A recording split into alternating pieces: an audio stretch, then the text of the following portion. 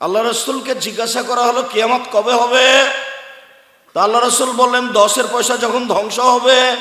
10-এর পয়সা যখন ধ্বংস হবে, ক্ষতি হবে, মাদ্রাসার জন্য টাকা উঠাবে, তারপর এমনি কে খেয়ে নেবে, মসজিদের জন্য টাকা উঠাবে, এমনি কে খেয়ে নেবে, এমপি মন্ত্রী যারা দায়িত্ব পালন করবে তারা 10-এর পয়সা খেয়ে নেবে। এইটা যখন দায়িত্বশীলেরা করবে তখন কিয়ামত হবে।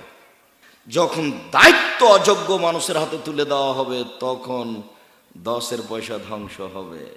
হেডমাস্টার অযোগ্য, হেড মাওলানা অযোগ্য, প্রিন্সিপাল অযোগ্য, ভাইস চ্যান্সেলর অযোগ্য, মেম্বার অযোগ্য, চেয়ারম্যান অযোগ্য।